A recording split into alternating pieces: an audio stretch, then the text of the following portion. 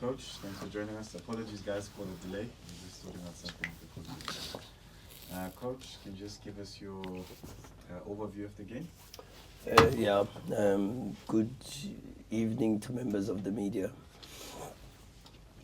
Let me start by congratulating Mamelodi Sundowns, the football club. And when I say the football club, I mean everybody involved at the club. It's been it's a difficult period for us, and every victory counts. So I wanna congratulate everybody, the technical team, the coaches, the players, for pulling through. I think what we did today was nothing short of a miracle, because without our strong mentality and character, we don't win this game. Especially after you think about what happened in our last league match against Morocco Swallows, and you've got something very similar where the team could have collapsed while also struggling for legs. And people can say, yeah, rotation, but you're rotating with players that also had a trip to Tunisia. 11 hours to go there, 11 hours to come back. You're rotating with players that some were on the bench, some were in the grandstands in Tunisia. The emotional affection from the result also influences that. So when I say fatigue, I mean fatigue in that sense. And you could see it a little bit towards the end where the players were suffering a little bit. But we dug deep, and I'm very proud of them because I think today we showed the strength of a chameleon. We absorbed pressure and we suffered when we needed to. We were potent and very aggressive when we needed to. And sometimes we stayed quiet without too much when we needed to. And I'm very proud of the players because we used the tempo at the right time. We were fast at the right time, slow at the right time. And then when the game asked us to suffer, we suffered. So proud of the players, proud of the effort of everybody. We beat a good side. I actually have to say that. And I even said to the coach, he's got a good team. I wish them everything of the best, and I congratulated him, in fact, for winning Coach of the Month, because I think it was well deserved. Okay, we'll take around the questions. Show of hands, and just tell us your name and your publication. Thank you. Any questions? Thanks, Tammy. Evening, Coach. You just set a new record, beating your own record of 21 victories in a row, 22 tonight. You just mentioned everything that the team has gone through. How sweet is it to continue to almost be the benchmark of winning in the Premier Soccer League? It's funny, Kent, that I don't feel it. I don't feel like we are a team that has a continental trophy.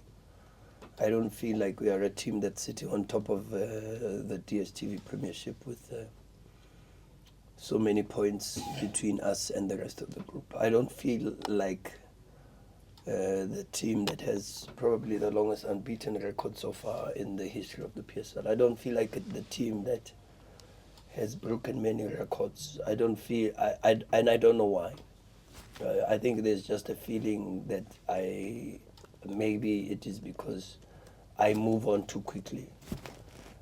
Maybe it's also because of a lack of appreciation that I sometimes feel, and that in the difficult moments we don't get the support that we need. But I always say to you guys, who cares? The job must go on. We have to keep fighting. We have to keep trying to grind results for this club and to make our supporters happy. That's what I am focused on at the moment, and grateful for the opportunity.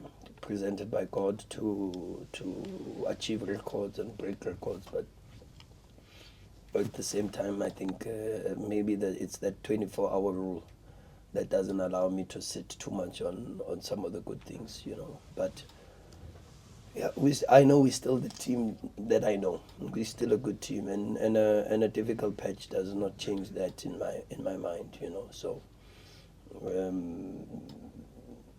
yeah, I don't know how it feels.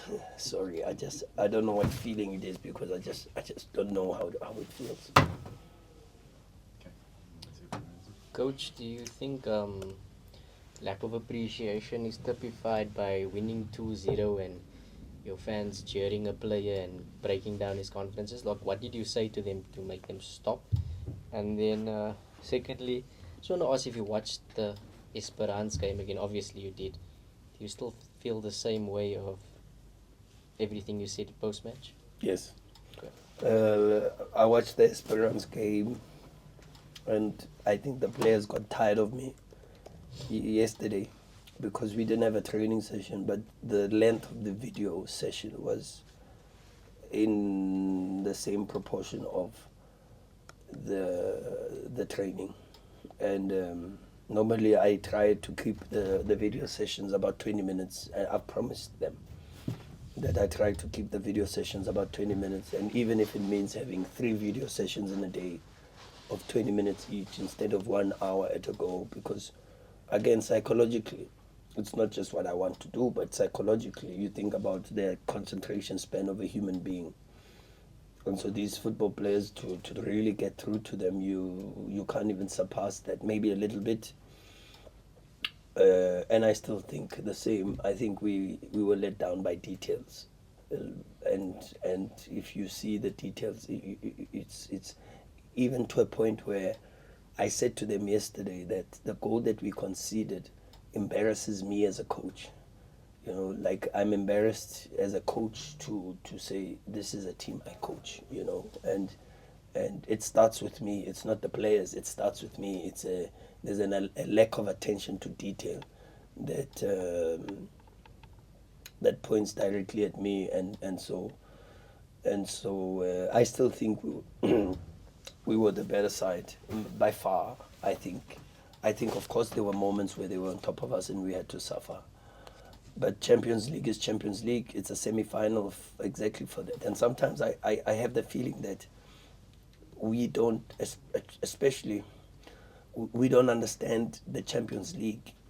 I look at the Champions League with such a different perspective, because I've been here before. I was an assistant coach to the previous coach for a very, very long time.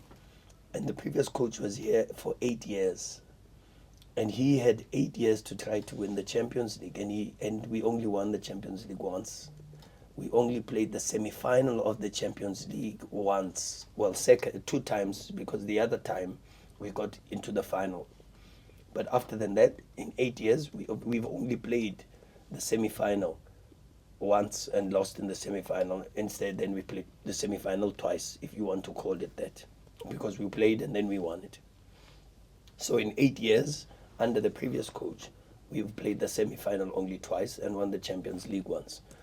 This is my second season, if you want to call it that, and we've done back-to-back semi-finals already. And sometimes I have that feeling that people don't appreciate that because of how they perceive their expectations. And you only have to go to a position like Manchester City, for an example, where they lost to a team like Real Madrid and Manchester City with all the investment, with all the players and the profile of the players. Pep has only won the Champions League once in 12 years. It's called the Champions League because it's the League of Champions. It's all the teams that have won trophies in their domestic leagues and competitions. And so, of course, the level is going to be high. And of course, the margin for error is going to be small. You make a mistake in the Champions League, you will suffer. And that's sometimes what people don't understand. And then if you look at the profile of the last 4 teams in the Champions League, you look that there's 21 Champions League trophies amongst the last 4. There's Al Ahly with 11. There's a Mazembe with 5. And there's an Esperance with 4. And then there's a Mamelodi Sundowns with 1. Now, what gives us the God-given right to think it's going to be just a walk in the park and win the Champions League and beat Esperance? What gives us that? We've got to work hard for it. We've got to suffer for it. We've got to lose sometimes in the games like we lost away from home to learn how to play the Champions League and how not to make mistakes in the Champions League. But this can only happen if you go through the journey. And I've got a 4-year contract here. And all I'm asking for from the Sundowns fans even is give me 4 years to try to win. I'm not asking for 8. I'm asking give me 4 years to try to win the Champions League. It's going to happen. I'm 100% sure it's going to happen. Is it going to be easy? No, it's not going to be easy. Is it going to be win, win, win, win all the time? No, it's not going to be win, win, win all the time. Is it going to be pretty football and play well all the time? No, it's not going to be pretty football all the time. But we will get there. I watched Al Ahly versus Mazembe. My goodness, I must tell you, I fell asleep. It was so, no, I tell you, I fell asleep. And I said to myself, no, I've got to get Red Bull and watch this game properly. Because, no, but I asked myself the scenarios. Al Ahly is going to Congo and is playing away. And they are very happy with the performance that they gave, plus a 0-0. We go away, and the fans expect us to win against a team that's won 4 Champions League trophies. And sometimes you've got to be a little bit realistic. You know, we have to understand how many Champions League games has this group played? How many times have they played the semi-final? How many times have they played the final? Most of these players here, apart maybe from Dennis, apart maybe from Mshishi, have never played a Champions League final. And so what does that say to you? It means it's a process. And it's a process that we are committed to. We are working very hard towards trying to achieve. But it's going to come with ups and downs, some bad results. And to be honest, I don't think the performance was that bad. I still don't think the performance was that bad. I think Esperance are a good side. I think they are well coached. I think they've got some very good things that they do on the pitch. But I also think Sundowns is a very, very good side. It's also a team that is well coached and also does a lot of very good things on the pitch. And for that, I will always be very proud of this team. And now it's to focus and try to overturn the result, and we'll do everything that we can to do that. We 100. Sometimes I get the feeling that the people think that I'm happy when the team doesn't play well, or I'm happy and satisfied when the team loses. I bleed just as much as the supporters. I suffer. I even punish myself. I can stay and not eat. I left Klorkop. We arrived around midnight. We did regeneration for about 45 minutes. I left Klorkop 2:30 in the morning, knowing that on the same day, the next day, we are in camp. We're meeting and going to camp. But those are the things that some of the people don't know, because they think, oh, the coach is happy that the team's not playing, or this one's not playing well, or that one, and the coach is happy. No, the coach suffers, because before he coaches the team, he's the number one fan. He is a fan of the club before anything else. And so I'm part of this process. And when everyone feels the pain, believe me, I feel the pain too. I might not feel it to the extent of some of the Sundowns fans, but I feel the pain, and I feel it deeply. So that's just me going on a rant about the Champions League, because I just get the feeling that people think, they'll just win the Champions League.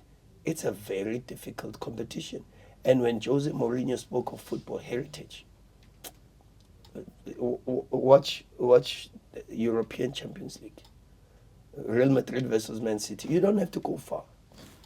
Man City, by far the best team, over both legs, by far. But they've got no heritage.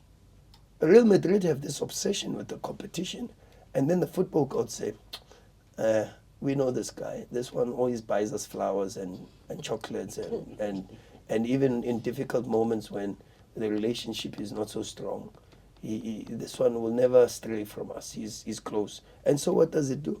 It favors and that's the position we have to get to, where we are flirting with the Champions League so much that it decides to leave the North African teams and says, I found a new husband. And that's what we have to do. We have to take it on the dates all the time. Semi-final, semi-final, final, semi-final, final. We keep taking it out on dates. And that's what we have to do. Eventually, it will say, yes, I do. We can go now to the altar. Eventually. Was the what on the angle, but anyway, Move on, Karabo. Do we have the headline? it's too much. We can end the press conference. No, not that, coach. Are we ending it? No, No, I'm not in charge. Oh, sorry, I'm not in charge. Yeah, Coach, I think extensively to what Lorenz said, and good evening, Coach. Good evening, sir. I watched your press conference closely pre-match up against Esperance post-match and now as well. It looks like there's a different feel about you. I think you're just a bit softer to some extent. I might be wrong, but it looks like there's a different demeanor about you over the last couple of press conferences. And secondly, the previous coach said Sundowns now knows when to win. I saw he said some of the players are now falling down. You're calling them to try and coach them. Does the Champions League give you that experience in regards to how to manage certain matches? Let me start with the... no, I don't know. I can't say that for sure. I just called the players because I've got to change. Today, I think I changed the formation 5-6 times. Honestly, I did. And I had to do it because of circumstances. There's different circumstances. And then when I have Musa and River who haven't played for so long, I've got to protect them also. So I've got to find ways to protect them. How do I protect them while not opening up certain areas of the pitch? And then they change the plan because when they have Jesse Don and Linda Mtambo, the profile of the two up front is completely different. Linda is a midfielder. Weber, is a midfielder. When they attack, they overload the midfield, and so the centre backs are free. But then they put Ohizu, and then when you have Ohizu, he occupies the two centre backs. Now you've got to think about the situation, because the moment they start to do that, then they get Ngube to invert closer, Mokwena to invert closer, and that brings a lot of problems now to River, Musa, and Brian. So how do you protect them? Because at that time, then you have the fullbacks coming, especially with Nico Mobi taking aggressive wing play. So you overload now on Musa's side on the inside and on the outside. He needs a little bit of protection. You overload on the inside and the outside of Brian Onyango. He needs a little bit of protection.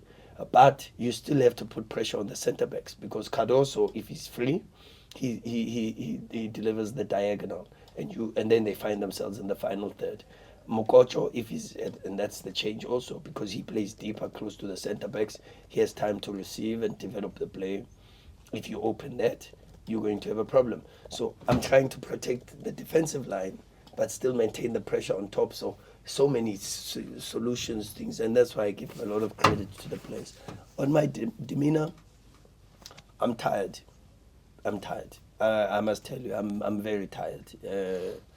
I'm tired. And there's a lot going on, but no one cares. I've just got to get on with it.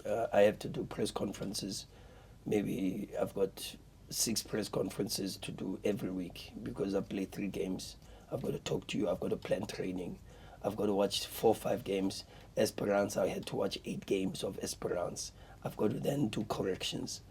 And people will say, yeah, but he's talking about fatigue and being tired, the player's tired, but he's got 46 players. But there's only one head coach, and the head coach suffers with the players too. He's got work to do. He's got to suffer and analyze and check and this, and I can't. I'm allowed to, by the way. I'm human, and it's perfectly normal for someone to be tired, and I'm tired. And also, to tell you the truth, I don't feel appreciated. I don't think the sacrifices, I don't think the amount of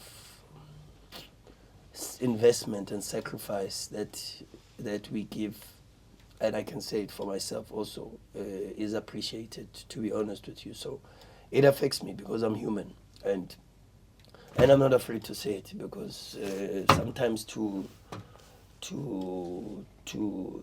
speak about your weaknesses is a good thing, because then you are able to know how to galvanize yourself and find strength. But I'm strong. I have the support of the club. I have the support of the players, which is very, very important. I get constant calls, messages. In fact, my players are the ones that are constantly saying to me, "Hey, can you sleep a little bit? You know, we need you to sleep." They're on my case every day. They say to me, "Can you ask Tammy? He'll tell you." They're the first ones. "Can you sleep a little bit?"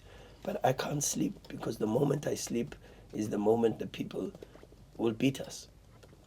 And the only thing I know, is to continue what we are doing with the results, with the performances, to improve even the performances, because they have to improve in what is a very, very abnormal season. It's an abnormal season, this.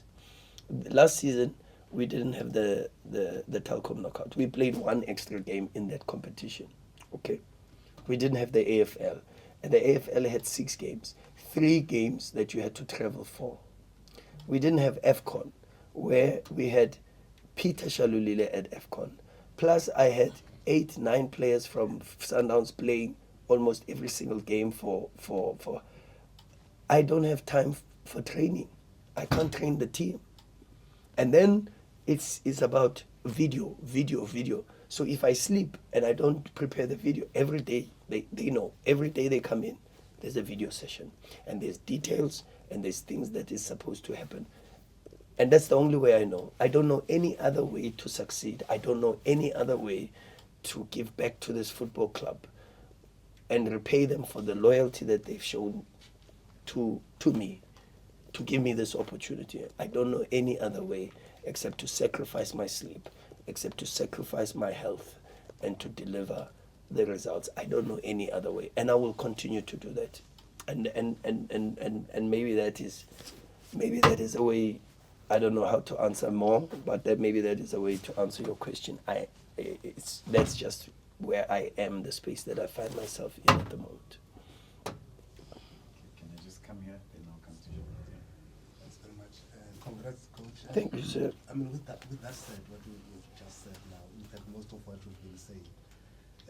In fact, let me start by saying most of people think that we should not have played tonight. We should not have played against Richards Bay. Maybe you should not have played against Swallows. So my question would be, because somebody needs to set the record straight. Sure. Have Sundowns applied for postponements, and if yes, what are the reasons being presented to the club? No, if I answer that, I'm going to get into trouble. Let me leave it. No, he's the team manager. He's smiling. Maybe he must sit here and answer that question. No, but you know what I like? And again, people will say, Pep Guardiola. You know what I like? You know what I like? After Chelsea's game, Pep put it straight. And if it can affect Manchester City, who have to travel between European countries, what more about us? And this is the question that I ask. And really, that's the only way I can answer your question. I can't control anything else except to make sure the team is ready, the team is prepared, and we are able to perform on the pitch. That's my focus, 150%. I'll ask Tammy to answer you. No. And I think if you read in between the lines, I think you will understand. But I can't say anything because I'll get into trouble. I'm already in trouble for my last press conference. It's 15 minutes with him. Sorry. 15 minutes with Yeah, him. he can come in. No problem. It's for the club, that one. Good evening, Coach. Good evening, sir. Congratulations for the result. Thank you, sir. It's good to see you. I haven't seen you in a long time. Anyway, of course. Yeah, I saw you against Younger.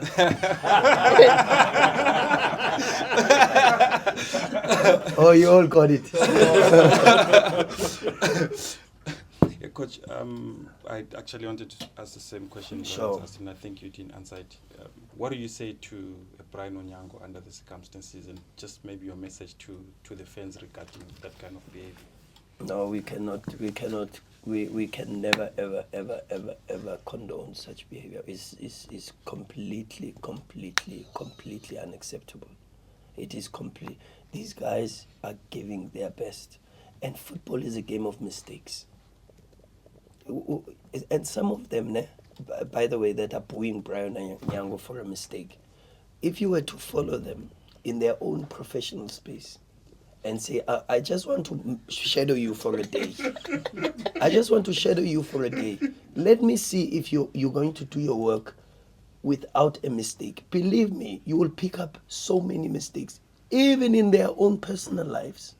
So, as human beings, why are we berated when we commit mistakes? I make more mistakes than Brian Onyango ever makes. I am so mistake prone, it's not even funny. But he knows, like all my players know, that I love him, I support him, and he knows he's got my back 100% because I know he's also protecting me all the time. He knows that I've got his back. So that's the only thing I can say. The rest is, for me, I think the Sundowns fans, they know what they should do. They know, and I've said this before, and I'm gonna repeat it. Empires don't collapse. They dilapidate bit by bit. We start taking small things for granted. We start taking the efforts of the players for granted. We start taking wins for granted.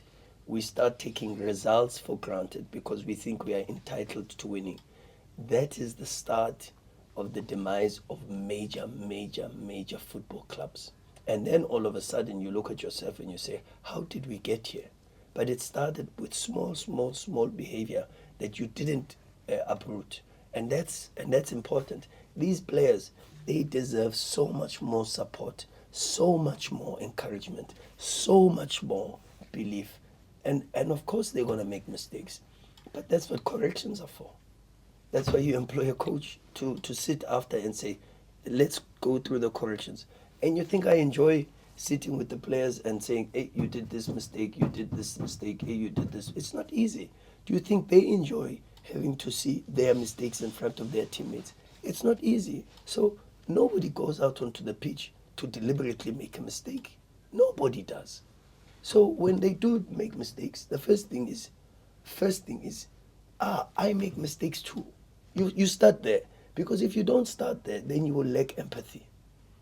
But if you start there and you say, hey, I make a lot of mistakes in my life, then the starting point is empathy. And then as soon as there's empathy, then there will be support and encouragement because you know how it feels to make a mistake and to be condemned. True? So you then start by saying, I don't want this person to feel like that because your heart is good.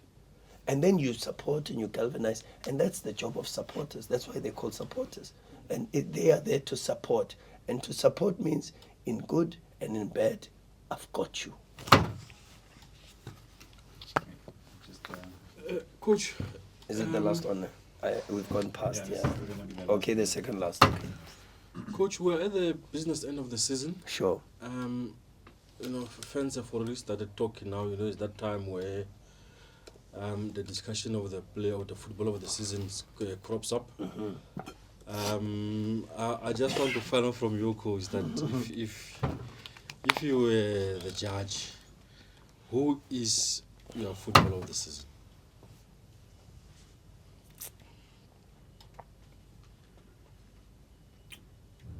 It is a difficult one because I think there's been an unorthodox front runner, and that's Roman Williams, and it's unorthodox because we normally don't consider goalkeepers to receive such awards. Normally, and I'm talking by football culture worldwide. Goalkeepers do not really, and I think that's why they then started also creating individual awards like the Golden Glove Award for the goalkeeper, because Really, honestly, it's an award that very seldom goes to the goalkeeper. But when I look at Ronwen's contribution this season to Sundowns, not just only on goalkeeping, but also on infield play, in possession, in the way he tries to do the things, I think he's been head and shoulders, and from a level of consistency, he's been head and shoulders above the rest. But there has been some very good individual performances periodically, and sometimes when, like for an example, a player like Patrick Maswangai deserves special mention because I've been watching, and he's picking up towards the end of the season. And so you know how the mind works, is it remembers the recent. And then of course he deserves mention, and people will speak about him because, and I agree, I think at the moment he is playing very, very well, and he has a great contribution to that. I think Sekhukhune Mokwena has been good once again. He's been at a very, very good level. He's had patches where it's been up and down and up and down. He's had that. I think Musa Libusa has been excellent. This is my opinion. Musa has been hindered, unfortunately, by injuries, but I think Musa has had an incredible season. And then, of course, I think some of the players that went to Bafana, even before they went to AFCON, they were excellent. I think Modiba has been excellent just before AFCON, and there's been, of course, a bit of a dip, and I think in the last couple of games there's been an increase in the last few games. I think Sailor Modao, beginning of the season, was phenomenal. And then, of course, after AFCON, with fatigue, with games, with also emotional fatigue, because you must understand what it's like to be in a semi-final and be so close to win a trophy, and then to get that disappointment, having invested so much and feeling like you can get there. So I think there's been some good, even at Stellenbosch. I think there've been some very good performances. I think Torre at the back has been very good in the games that I've watched. I think Reyners has been good in the games that I've watched. I think Titus has been. I think Titus has been very good for them. His speed, his aggression, his ability to get behind the defensive line. And that's what I think. I think those are the type of players, and of course there'll be a player at TS Galaxy. Mujele has had some very good moments also during the season, and he's done also very well to help the team to be where it is, and he deserves special mention. But like I say, fortunately, I am not the judge. Fortunately, I don't have to make that decision, and if I were to make that decision, I'd be extremely biased, because for sure, in my opinion, it would go to a Sundowns player, no doubt about that. And Ronwen. Well, I've told you that Ronwen, for me, I think Ronwen, what he's done this season, will shape South African goalkeeping culture for many, many, many years. I think what we will start to see is teams will start recruiting goalkeepers because they can play with their feet and assist in the build-up more than looking at a goalkeeper because he can stop shots. And this thing is happening already worldwide. You see how Arsenal go for Raya, and even though he's the shortest, but Tottenham is the same. They go for goalkeepers, and the number one requirement is, can you give us 11 players in possession? That's what Ronwen is going to do. He's going to influence the tactical thinking of South African football in relation to the profile of the goalkeepers. And you can see it also. You see it with Sipho Chainer at Pirates. You see it. He does incredible work also for them during the build-up. And you see even Chipper now. They've moved a little bit away from Nwabali to try to go for a keeper that can distribute and play a little bit. I don't know for how long, because maybe there is a rotation policy. But this is based on the games that I see. I watch Swallows a lot, and I see Akpe's involvement in the thing. So yeah, what Ronan has done this season needs to be appreciated and recognized. And if there is that form of recognition that is due to him, then why not? Regardless of the position, why not? Because his performances speak that he is worthy of that. Okay, thank you. Just take the last one. Yeah. To close it. Could maybe an update on Dennis Onyango after stretch. Yeah. And also, what's your thoughts on Jody? February played this season for Sundowns. Jody was magnificent. I'm very proud of him. In fact, he does deserve special praise, even though, you know me, I don't like to single out individuals, but I think Jody came on under a lot of pressure. He hasn't played in a long time, but he showed his qualities and he showed why he's at Sundowns. He's had some difficult moments, and I'm very, very proud of him because we've had a lot of discussions where even with the goalkeeper coach, even with him, and he's taken those positives positively, and it shows on the performance. So I'm very proud of him. But it's just like I'm proud of Newo Maema, I'm proud of Lebo Mabue, I'm proud of Tapelo, I'm proud of Tashrik today, I'm proud of Musa, I'm proud of River. I'm very proud of Brian Onyango, very proud to do what he's done, to play even under the pressure that he played. I'm very, very proud, and I'm sad because even the penalty that goes against him, you watch it, he's got his foot on the ball, and he wins the ball clearly, but the attacker looks to try to get contact with him from behind. But it's very difficult when you get a penalty and you are goal side. But okay, this I don't want to go into this thing because the last time I went into it, I was told I don't know the laws of the game, and yet after that I was vindicated because it's very, very clear on that situation. No, and it upsets me because we've dropped 2 points. But if you look at it, it's very clear when the ball was kicked by Kwanda, Mango is running in the same direction as Divine Longa, let alone the fact that he did not have control of the ball. But he was running in the same direction from an offside position as Divine Longa. So his intention is to go after the ball.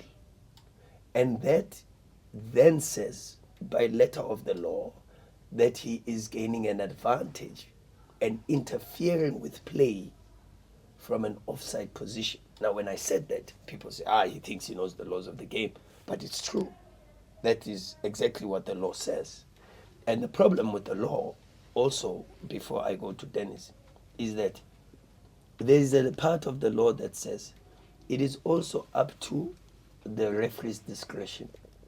You see, that's the part that I every single time I have conversations with, when the referees come and present the new laws to the team and all of that, I always ask them that. I say, how do you put laws and then you put, but it's still up to the discretion of the referee? My discretion is not going to be the same as yours because my personality is not the same as yours. So what I consider to be reckless, dangerous, may not be what you consider to be reckless, dangerous. And it might be because of our background. I come from Sandton and you come from Soweto. So what may be dangerous for me and reckless for me may not necessarily be dangerous and reckless for you. So how do you put a statement that says it is up to the discretion of the referees? And that is in the laws of the game. Go check and you will see it. And I've always asked that to say, unless you have the same referee for every single game, you can have that. But once you have different personalities, different referees, it becomes very, very difficult to put that gray area in between, because then the referees can easily play in that gray area and their excuse can be, according to my discretion, according to my opinion, that was a reckless challenge. According to my opinion, he was affecting the situation and he was in an offside position, and it's my discretion. And you can't argue with someone's discretion. It's not possible. So that is that. Dennis Onyango is fine. He's conscious. He's got a very bad cut. Again, I'm surprised we don't get a foul. I'm surprised we don't get a foul. He's kicked in the mouth. He's a goalkeeper. again, we go to the laws of the game. He should be protected. And then he's not. But anyway, it doesn't surprise me anymore, does it? So that's that, guys. Sorry for keeping short. This is the longest press conference. I'm sorry. I apologize. I went on and on and on. You are So allowed. Thank you, Coach. sorry. Thank you very much, Thank guys. you, guys. I already see the Cheers. headline. Coach Rulani says it's from Central.